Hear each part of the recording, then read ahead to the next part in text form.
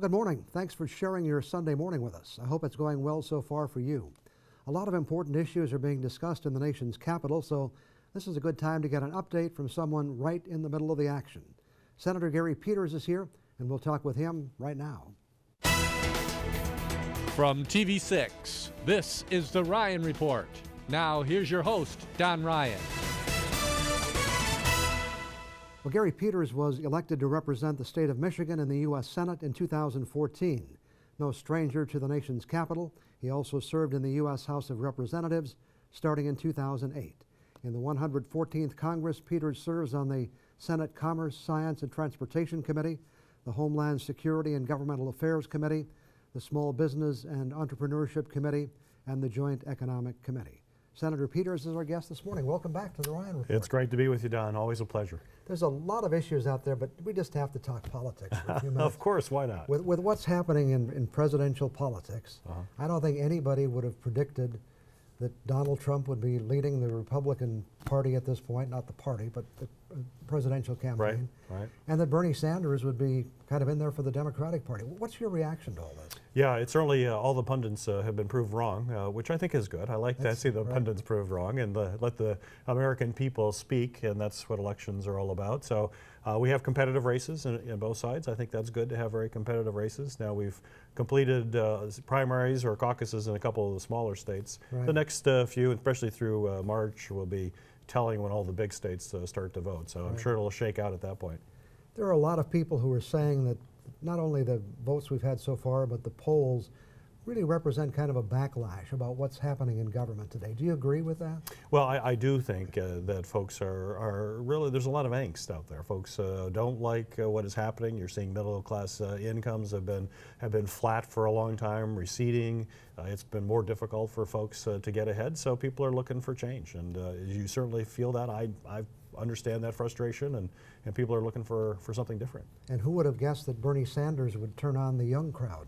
He has indeed. Yeah, he's got a strong following with young folks all across the country. And I think particularly in his campaign, there's that disaffection with, you know, the 1%, supposedly big money controlling everything.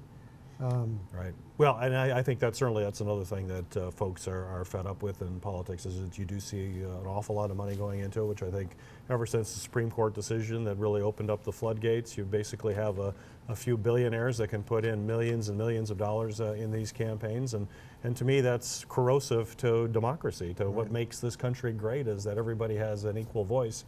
And yet if you just allow money to be the voice, then those who have more money have a bigger voice. And that's not the America that I want. It's not the America that I know the American people want. So that's part of that, is a reaction to that. Let's get down to what's happening. You visited the Escanaba and Lake Superior Railroad. What was your intent there?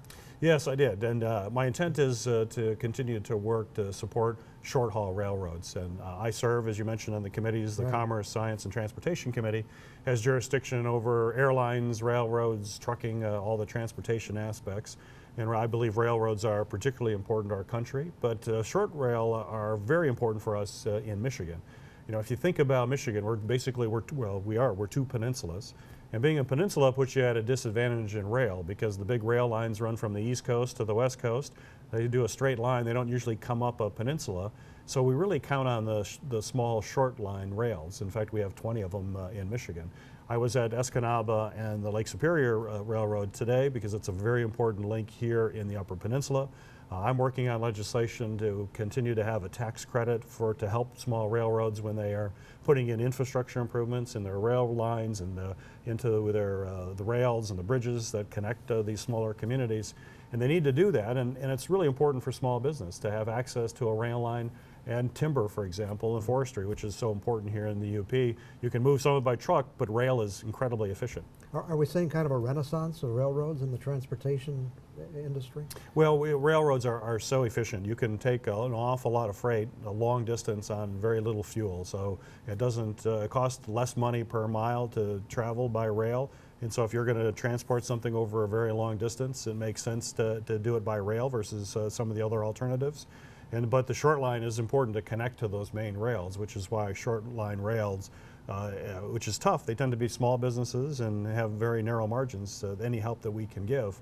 But the great thing about the Escanaba Lake Superior company as well is that they're also in refurbishing freight cars. In fact, they refurbish over 2,000 a year, have a number of skilled employees that make good incomes, and now they're looking to even manufacture new rail cars to really be the leader in the Midwest. And that's happening right here in the UP. And these are like those industries we don't really see very much of, but they create a lot of jobs. Well, they do. They create a lot of jobs, and you're seeing innovation here in the UP. And if I just may mention, I mean, when we were there, they showed us the test car that they are using to test safety on railroads. There are only 4 being built in the whole country. 2 of them are being built here in the UP.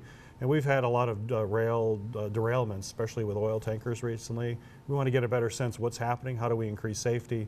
And so the study is to have 4 of these highly technical cars on the tracks for more analysis. But I think it's a point of pride that half of those, 2 of the 4, were made here in the Upper Peninsula, made in Escanaba. Okay. We have some more UP issues I want to talk about, including iron mining, but we'll get to that in just a minute. Back with more on the Ryan Report after we take this break. And these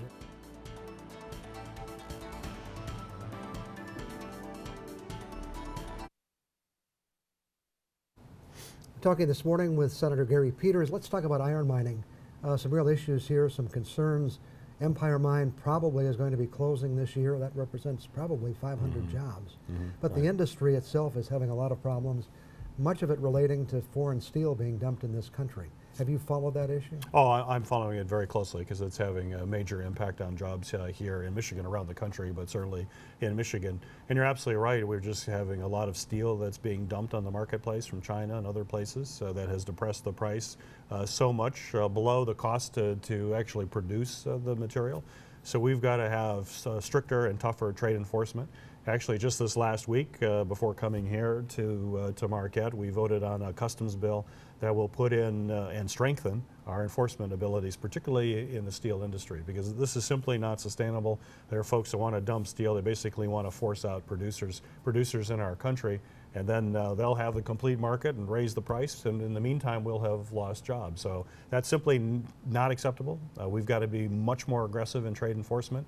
We will now have more tools with this custom bill that has passed so that we can continue to both mine and process steel. Okay, and controlling those imports is certainly an important key, although there's some big overcapacity issues in the iron mining industry as well, which the government can't do much about. But no, but a lot of that overcapacity too is a function of that coming in from Australia and other places. Related to that, shipping on the Great Lakes, you're supporting a new Coast Guard cutter, and you did support authorization for that, is that correct? That's correct. You know, in fact, I think when I was on your program before, I talked about how we needed a new heavy icebreaker for the Great Lakes, and I was fighting for it. So now I'm back on your show, and I'm happy to report we actually got it. We passed legislation, so we now have authorization in the Coast Guard bill to build a new heavy icebreaker for the Great Lakes, which is absolutely critical to keep our shipping lanes open.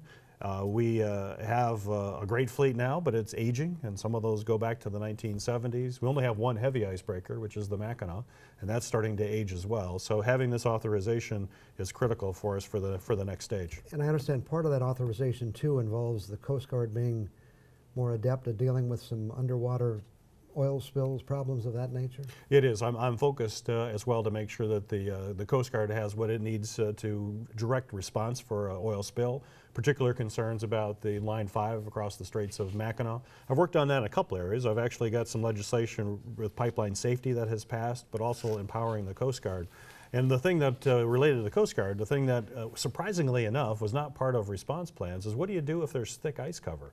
So if you had a pipeline break in the Straits of Mackinac, for example, in the winter with very heavy ice cover, when it's already very difficult to clean up oil in fresh water, add on that a heavy ice cover, it'd probably be next to impossible to have a cleanup. So part of this bill will authorize some studies or improve capabilities? Well, part of it is that we're going to require, when you have a response plan, which you have to, in order to operate a pipeline, you have to have a response plan as to if something goes wrong, how do you clean this up? And now we're requiring to have that plan for thick ice cover. This leads to the point, though, if you can't do that, which probably is the case, then that would be the next question. If you can't clean up an oil spill with thick ice cover, perhaps you should not be operating that pipeline during heavy ice cover, knowing you can't clean it up if anything happens. And on a related issue, you've also been involved with some legislation regarding pipeline safety.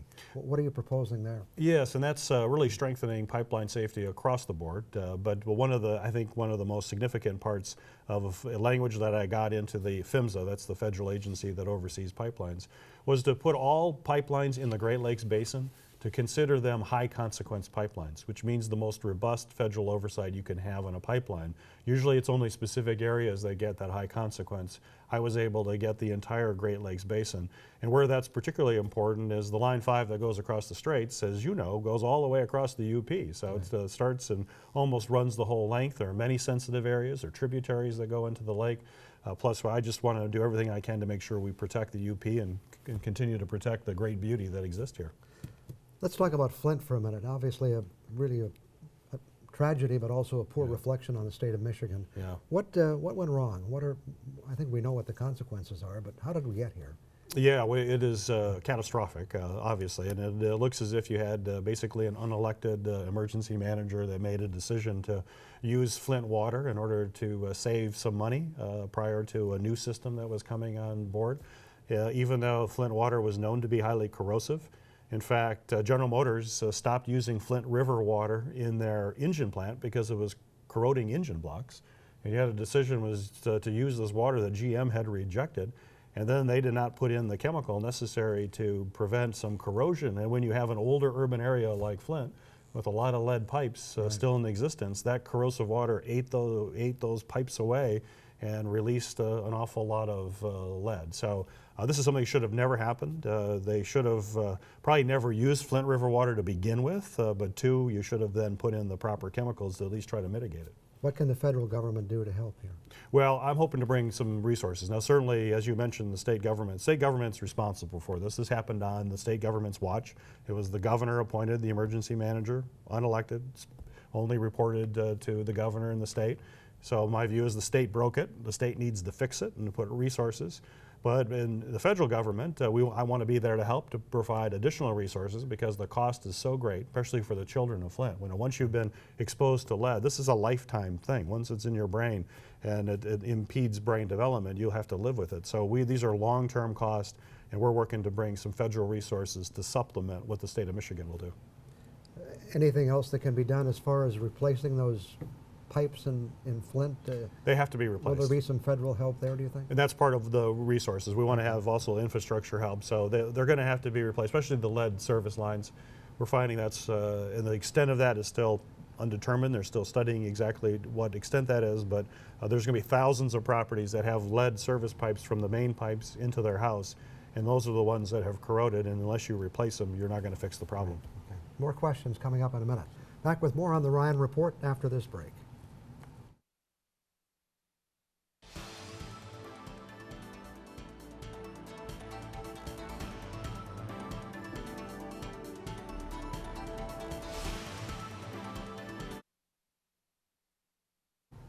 Our guest this morning again is Senator Gary Peters. Let's talk about a few other issues quickly. Telehealth innovation is something you've been working on. What can you tell us about that as far as it affects Michigan and the UP? Yeah, it affects really all rural areas. Telehealth is quite simply where you can have healthcare services provided in the comfort of your own home. Instead of getting in the car and driving to a clinic or to see your physician, which is better for the patient, for you to be able to stay in your home. And if you are long distance from your doctor as well, it'd be much better to have basically the ability to video conference, to be able to have a doctor talk to you, to be able to diagnose issues. You can even have monitors in place to monitor various health signs.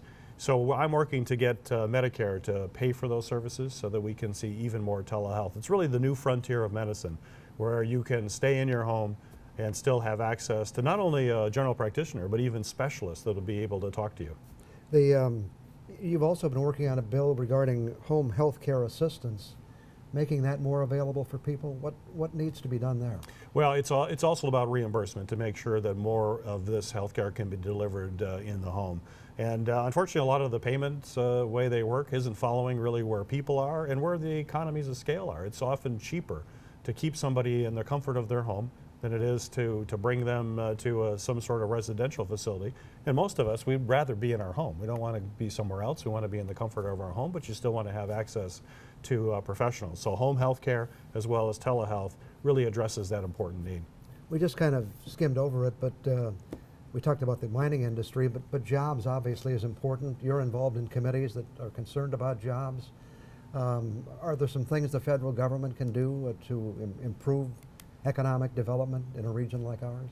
Yeah, it is, and it is focusing on things like manufacturing institutes. I serve one of the subcommittees, actually I'm the ranking member on, is science and competitiveness. And what we do is trying to bring new innovations, innovative economies throughout the country. The Manufacturing Extension Partnership, for example, is a program that works with small businesses, medium-sized businesses who are manufacturers.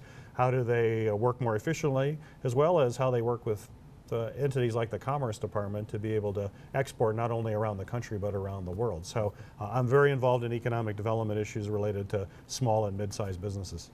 Some other major issues on the national scene, terrorism has kind of slipped from view a little bit, but obviously it's a continuing concern. Absolutely. You were in the Middle East in January of this year, I think, as part of a committee. You know, what are you seeing? Are we dealing with the issue as we should be?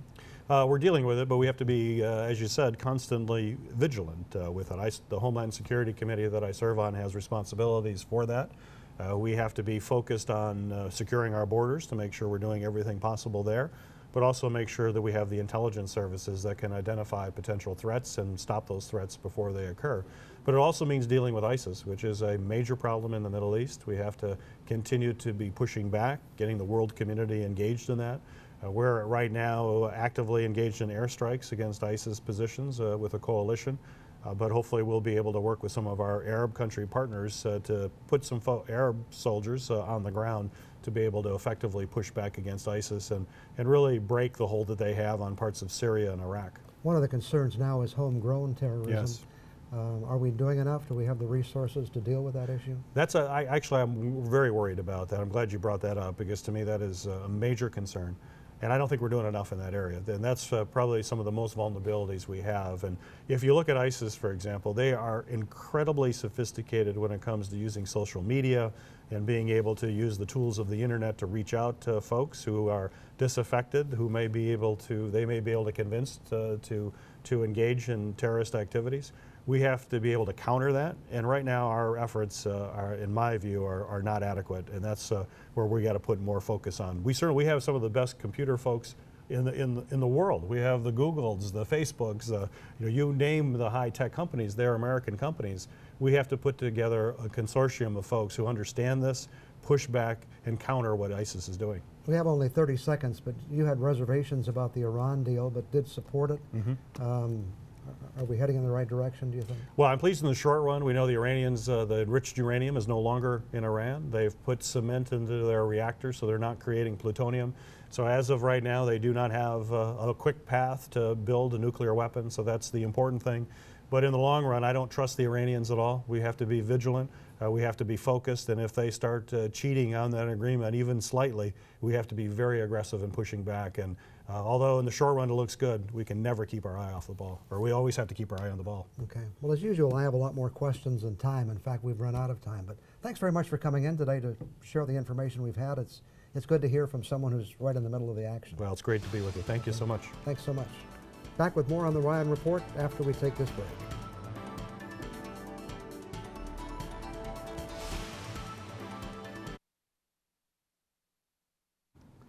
Well, this year TV6 is celebrating its 60th anniversary.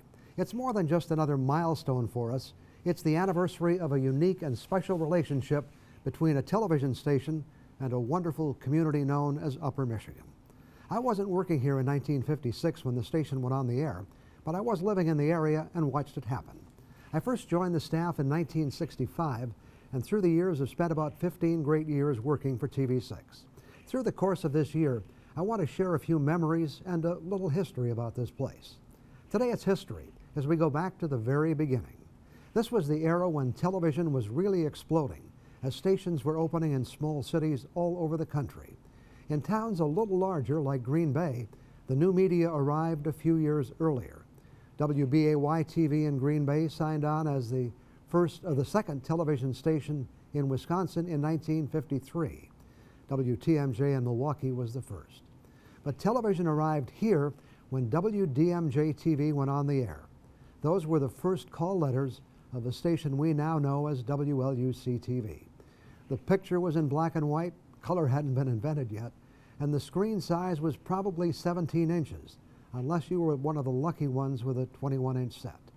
It came to Marquette because of Frank Russell, the media mogul of the Upper Peninsula in those days, and probably the only person who could ever claim that title in the history of this region. At the time, he owned radio stations and the daily newspapers in Marquette, Iron Mountain, and Escanaba.